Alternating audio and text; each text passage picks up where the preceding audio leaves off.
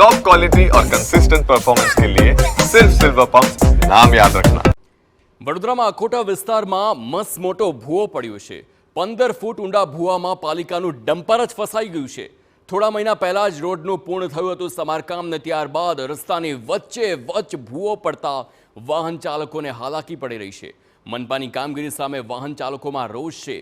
ઉલ્લેખનીય છે કે ગત વર્ષે શહેરના અકોટાથી અલગ અલગ વિસ્તારની વાત કરીએ તો મૂજ મહુડા વિસ્તારમાં 17 થી વધુ ભૂવા પડ્યા હતા।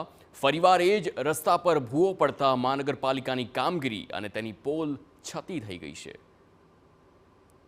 ભૂવા પાછળ અકોટાથી લઈને મૂજ મહુડાનો આ જે રોડ છે એ 2024માં 17 ભૂવા પડ્યા હતા અને કરોડોનો ખર્ચ કરવામાં આવ્યો હતો એ ભૂવાના પુરાણ પાછળ અને એક ભૂવા પાછળ 17 થી 20 લાખ રૂપિયાનો ખર્ચ બતાવવામાં આવ્યો છે। શું એ લોકોએ સોનાની ઈંટો અને ચાંદીની ઈંટો અંદર મૂકી છે? અને જો એ અધિકારીઓએ પ્રોપર ઇન્સ્પેક્શન કર્યું હોત તો આજે ફરી આ પરિસ્થિતિના એ થાત। વડોદરા શહેરમાં વધુ એક વખત ભૂવો પડ્યો છે।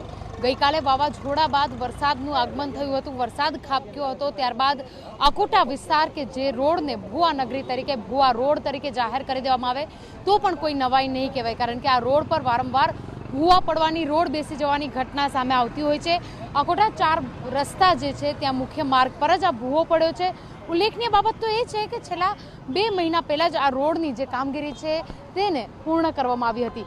ગત વર્ષે જે રીતે પૂર આવ્યું, પૂર દરમિયાન સૌથી વધારે અસરગ્રસ્ત વિસ્તારમાં આ અકોટા દાંડિયા બજારનો જે રોડ છે, અકોટા 4 રસ્તાનો જે રોડ છે તે હતો, ત્યારે ભૂવો ઊંડો પડ્યો છે।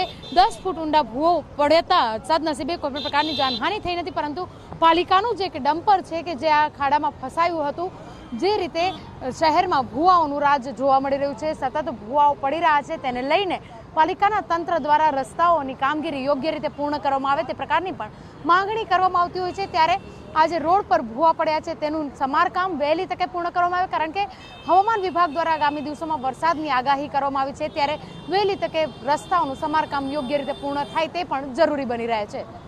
કેમેરા પર્સન રોહિત ગોયલ સાથે અંજલિ ઓઝા, TV9 વડોદરા।